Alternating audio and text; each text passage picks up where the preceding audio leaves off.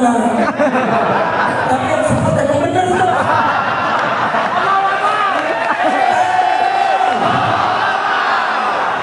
Jadi kalau di sini ada polisi, ada yang polisi, saya yang nyebut Pak ya. Untuk yang nyebut. Yang nyebut bukan saya ya. Itu yang nyebut nama. Tapi yang disebut bener. Tahu aja loh. Sallu ala Nabi. Sudah, yuk kita lihat nih, pelan-pelan, lihat nih. Orang kerja, baik di pemerintah maupun di swasta, gajinya kena pajak. Dia bawa pulang itu gaji. Sebagian dibelanjakan buat kebutuhannya. Buat dia bayar listrik, kena pajak lagi. Buat dia bayar air, kena pajak lagi. Buat dia beli kuota, kena pajak lagi. Dia beli baju buat diri dan keluarganya, kena pajak lagi. Dia beli makanan di market, kena pajak lagi. Padahal duitnya udah kena pajak. Udah kena pajak sekali, kena pajak lagi. Ada di pakaian, ada di minuman, saudara, kena pajak terus. Saudara, nah kemudian dia nabung. Setelah dia beli kebutuhan, kena pajak, sisanya dia nabung. Tabungannya ada pajak lagi. Nabung kena pajak juga. Ya sudah, dia sabar. Takut kalau di rumah hilang, kepake, taruh di bank, saudara. Kena pajak nih. Tiap bulan tuh kena pajak tuh, duitnya sudah. Nah kemudian nanti begitu duit sudah kumpul, dia ambil, saudara. Mau beli tanah, kena pajak lagi. Pajak pembelian. Betul? Kena pajak, saudara. Pajak pembelian bukan kecil itu. Kena pajak. Kita ambil itu tanah, kebun, belum bisa bangun rumah. Udah kena pajak bumi. Ada pajak tuh, saudara. Kita kena pajak bumi. Satu saat duitnya udah kumpul, kita bangun rumah. Mau bangun rumah, iya duitnya bayar lagi. Betul? Studi pelayakan ini itu, semua bayar. Kita bayar, saudara. Begitu jadi rumahnya, kenapa bebek? Pajak bumi dan bangunan. Makin gede itu rumahnya, makin mahal, saudara. Udah dia sabar. Begitu udah tua, meninggal. Tanah rumahnya diwaris ke anak ke cucunya. Kenapa pajak lagi? Namanya pajak warisan. Masya Allah. Begitu mau diwarisan, saudara kan mau diberkah tuh, mesti dijual. Dia jual, kena pajak penjualan. Kacau tidak? Kacau. Yang saya sampaikan paham tidak? Pajak tuh berlipat-lipat, betul? Mana-mana kita dikejar oleh pajak, betul? Innalillahi wa inna ilaihi raji'un. Rakyat dikejar pajak, saudara. Atas, bawah, depan, belakang, kanan, kiri, semua ada pajak. Saudara, cuma buang angin yang belum ada pajaknya. Jangan-jangan besok ada pajaknya juga tuh buang angin. Masya Allah. Innalillahi wa inna ilaihi raji'un. Sudah, kok bisa begitu pajak? Ini pajak ini makhluk apa sih? Ini makhluk apa ini pajak, saudara?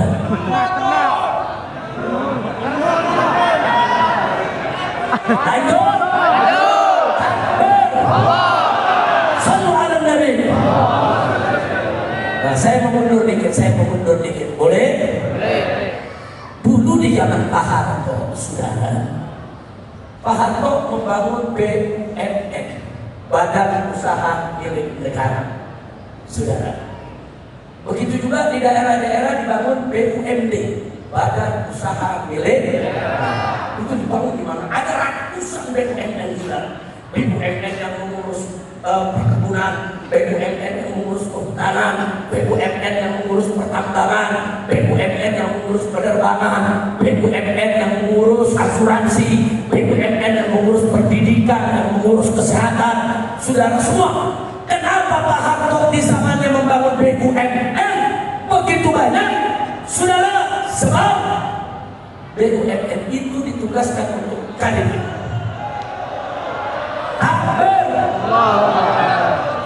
Lanjut. Ya, suaranya pastikan jangan di belakang mati suaranya, betul? Jadi saudara, begitu BUMN itu sudah ada, disuruh kerja cari duit. Untuk apa? Duitnya untuk biaya negara, saudara.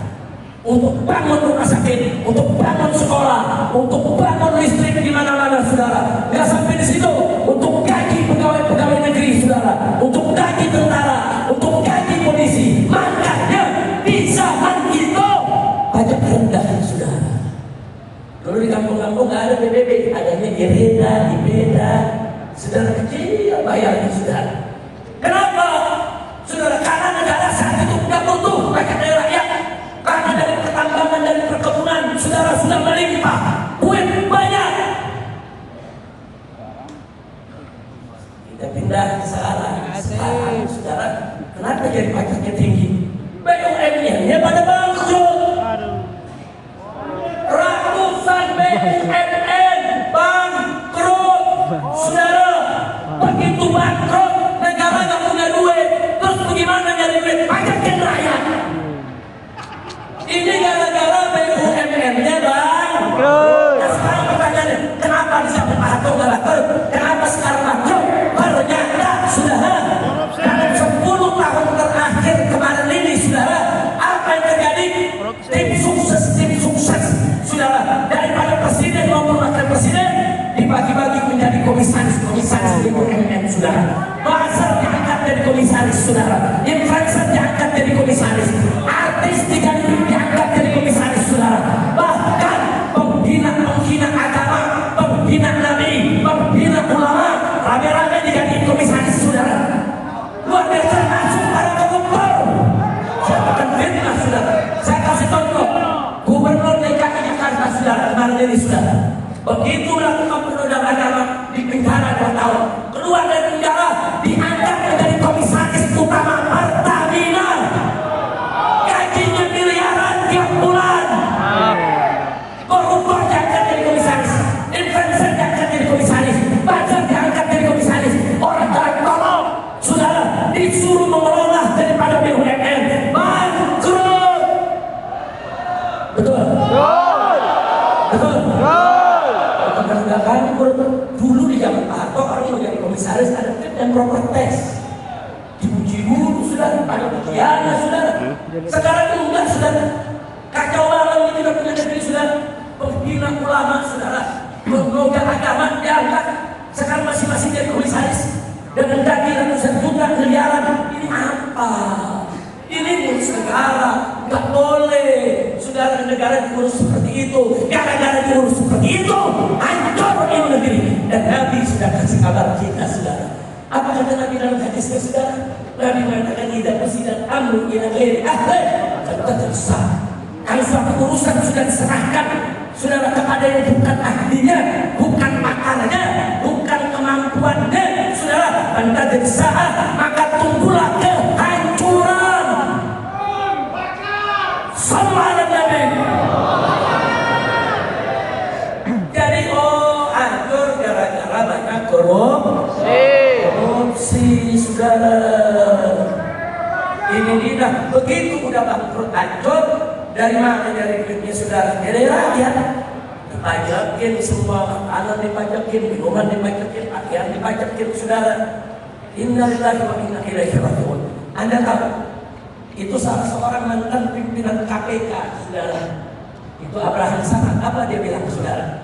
Ini kalau hasil tambang saya dijaga dengan baik tanpa korupsi, saudara, itu sudah cukup menghidupi bangsa Indonesia. Setiap keluarga dapat gaji 20 juta per bulan cuma-cuma.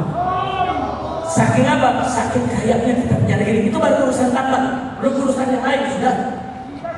Nah, sekarang, saudara, Anda tahu, silakan laporannya, saudara. Laporan 10 tahun ini, saudara, bahwa pendapatan negara 82% diambil dari pajak. 82% dari pajak. Lalu tambang kita kemana? Emas kita kemana? Bagaimana kita kemana? Nikel kita kemana? Boksit kita kemana? Korupsi, betul? Betul? Hancur tidak? Hancur. Dulu zaman Pak Harto bukan nggak ada korupsi, bukan ada. Cuman dulu korupsinya di kolong meja. Korupsinya di kolong. Artinya apa? Si punya malu. Masuk reformasi, kita pikir bikin bagus nih reformasi, ternyata korupsinya di atas meja, naik pangkat. Dulu korupsinya di kolong meja, habis reformasi korupsinya di atas. 10 tahun kemarin saudara, apa yang terjadi di bawah? Kacau tidak? Namanya kacau tidak? Kacau tidak? Kalau begini terus didiemin, jangan salahkan kalau besok rakyat revolusi, loh. Revolusi. Ayo, ayo, ayo revolusi. Ayo revolusi. Sekarang juga. Ayo, ayo, ayo revolusi. Ayo revolusi. Sekarang juga. Jangan salahkan rakyat. Ini letupannya kan udah ada, saudara. Dan kita di tempat nggak mau hal seperti ini berkelanjutan.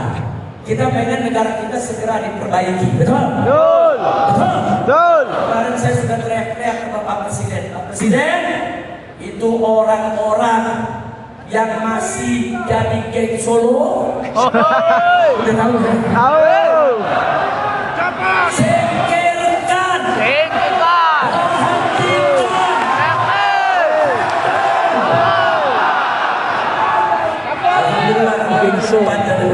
Alhamdulillah. Kemarin sudah masih ada lagi. Itu di antara berhenti itu Pak, salah satunya itu ada jenderal yang terlibat KM 50. Alhamdulillah.